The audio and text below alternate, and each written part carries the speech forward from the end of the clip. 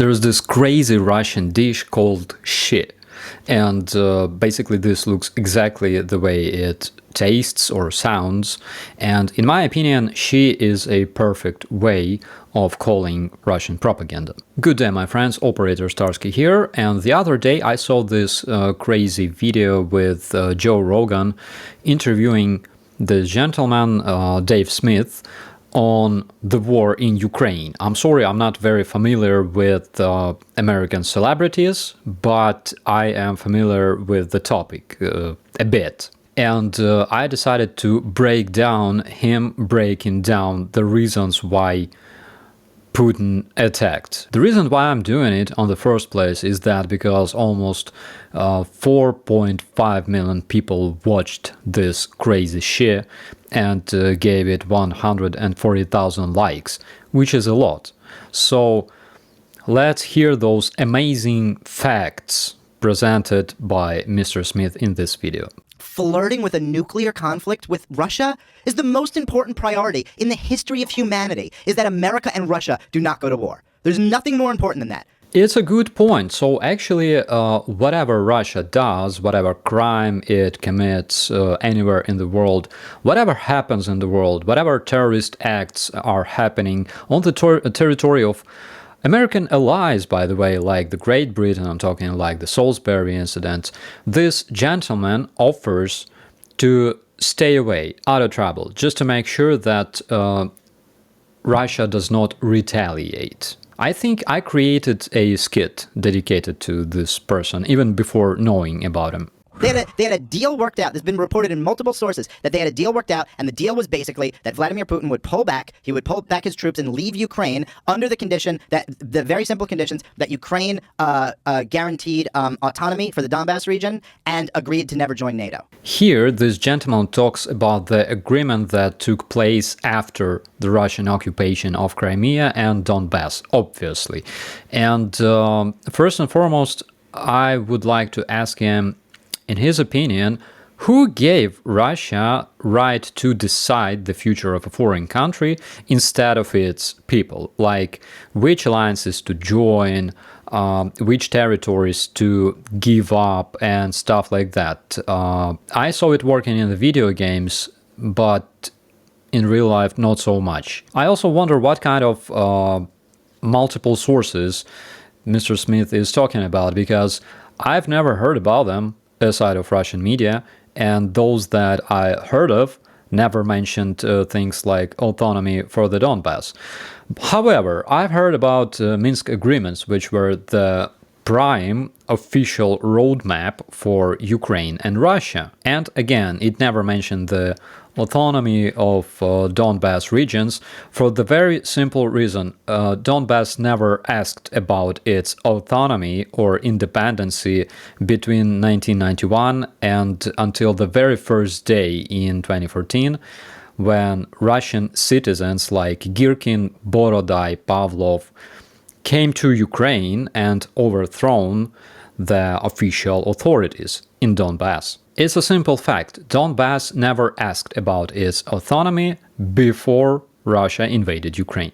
Osama bin Laden was so clear about why he hated America. And he was like, look, I hate you because you murder innocent civilians in the Muslim world, you prop up brutal dictators in the Muslim world, you prop up Israel, who mistreats the Palestinian people, and you have your bases in our Holy Land in the Arabian Peninsula.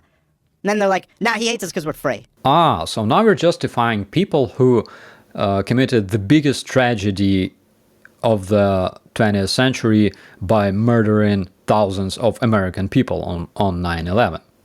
Okay, let's see. Murdering innocent civilians, just like Russians did in Kremenchuk, in Bucha, in Izium, Liman.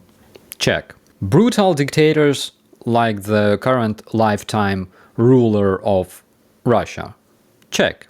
Prop up Russian chauvinists in Donbass who mistreated Ukrainian people. Check. Military base in annexed Crimea?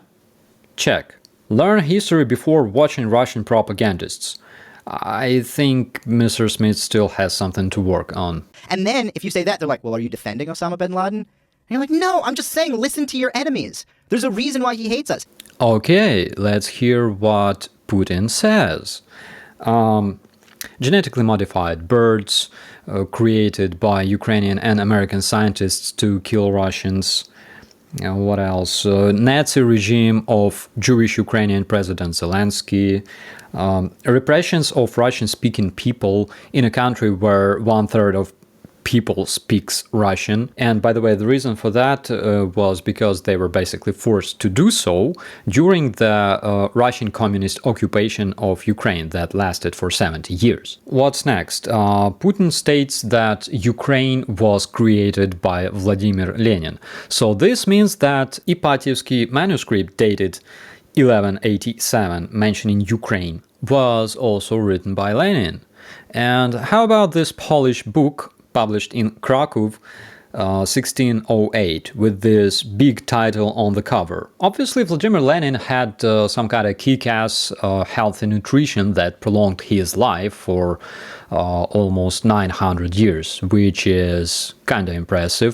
On the other hand, probably like Ukraine existed way before Russia even appeared on the world map. How do you like that? And if you listen to Vladimir Putin and what he's saying, I mean, look, he's wrong for invading Ukraine. And I mean, you know me, Joe, I'm the most anti-war fucking person there is, and there's no excuse for that. And like tens of thousands of people have died. I'm going to Google all the anti-war protests that Dave Smith participated at, because, like, you know, there must be tons of videos of Mr. Smith screaming to Russian invaders to stop this useless and ugly and brutal war in Ukraine. Oh, there's none. But to say he was unprovoked is like insane. And it's just only people who know nothing about the history of this conflict would say there was no provocation. Oh my god, let's hear what this gentleman knows about the history of Ukrainian and Russian relations. When the Soviet Union collapsed in 1991, and this was like verbally promised and put in writing, was that NATO would not expand 1 inch to the east. Written and verbal agreement? What was the name of the agreement once again? Let me Google this. 2 hours later. You sure there was an agreement made in 1991 during the collapse of the Soviet Union? Because I found 0 such agreements. The one I found dates back to 1990, not 1991, as Mr. Smith claims. And this agreement is related to Germany regarding not deploying of non-German NATO forces into Eastern Germany and the deployment of nuclear weapons. I checked, and all those promises were kept by everybody. I will leave the link in the description for everybody to see. Maybe I'm missing something or my English language is not that good, but I haven't found anything regarding NATO, expansion of NATO. However, what I found was Gorbachev's statement made in 2014, where he confirms that expansion of NATO was not discussed by that time, and quote, not a single Eastern European country raised that issue, not even after the Warsaw Pact ceased to exist in 1991. Western leaders didn't bring it up either. End of quote. The link to this interview is in the description. I also found the NATO-Russia Founding Act signed in Madrid in 1997, which confirms that quote, NATO and Russia do not consider each other as adversaries, and that NATO transformation is a process that will continue. End of quote. To me, it doesn't really sound that, you know, Russia really opposed and protested against expansion of NATO, simultaneously signing multiple agreements approving this expansion. But I might be wrong, of course, and that's why I will leave the link to this document down in the description for you. What I'm trying to say is that Dave Smith should really learn how to use Google and stop retranslating Russian propaganda, because retranslating Russian propaganda makes you look very, very undereducated, because you start with sharing conspiracy theories, you finish with bullshit like infected birds, and probably I think that Churchill during the World War II did a proper thing not listening to Adolf Hitler, who would offer to kill all of British Jews because they wanted to dominate the world and kill everybody else. And then, in 2014, there was a coup in Ukraine that was completely led by the West. The coup is an act of violent overthrowing of a ruling power by an army or a political party or a regime, religious organization, crime ring, different kind of organization, but it's still an organization, movement. If it's done by the people, it's not a coup, it's a revolution. In Ukraine, it was not done by a party or a specific movement or a religious organization, not even an army. It was done by hundreds of organizations of people, aka the Ukrainian people. I made a separate video on that. Please check out the link in order to learn why Russian propaganda called the Revolution of Dignity in Ukraine the coup. All these George Soros-funded NGOs were funding the militias on the ground who were overthrowing the government. I worked in multiple NGOs like that. Prior to service in the army, one of them was called the Municipal Budget Reform Project in Ukraine. Another one was called the Heating Reform Project in Ukraine. Maybe I'm getting old, but I don't remember any NGO that would be called a Revolutionary Army of Ukraine or coup funding project of Ukraine. I don't think there was anything like that. Thing is, reptilians funding revolutions in different countries is a conspiracy. But the armed militants that came from Russia and organized the coup and captured establishments in Ukraine is a fact. And people trying to justify those invaders are propagandists. They are not anti-war protesters, no matter how hard they try to call themselves this way. The Ukrainian government was kind of siding with Russia, or at least a lot more pro-Russia. And then we overthrew that government and installed a pro-America government. Aha, so I thought for some reason that President Yanukovych, that corrupted dictator that we had in Ukraine, was removed because he was stealing millions of dollars from Ukrainian citizens. He promoted corruption, he kidnapped journalists, he was killing protesters, just like President Putin does, right? But now I see that I was wrong. He was removed only because he was allegedly pro-Russian. Also, I thought that the new government was installed in Ukraine through the democratic elections that we had in 2014 and 2019.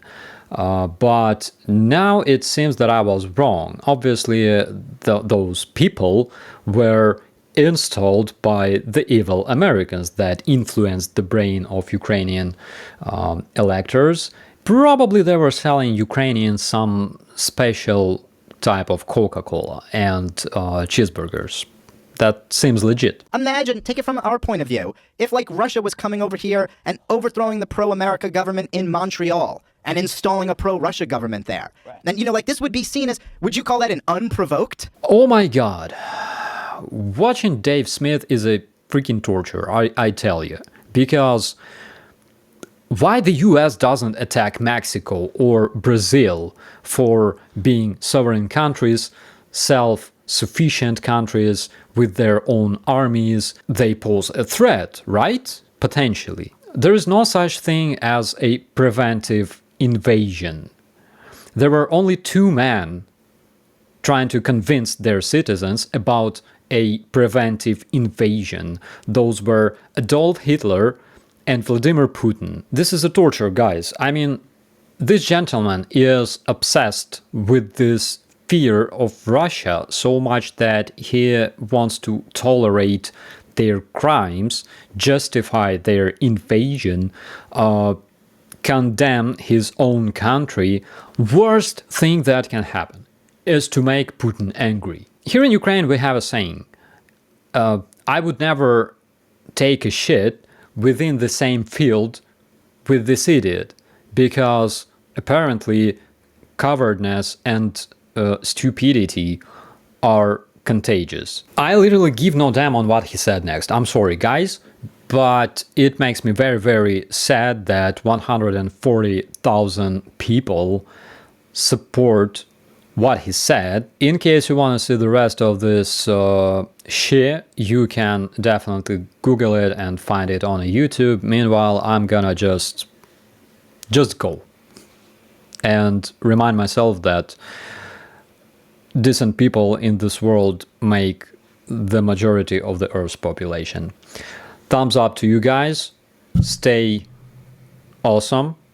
Keep being awesome. And thank you for your support. My name is Operator Starsky. Thanks for watching.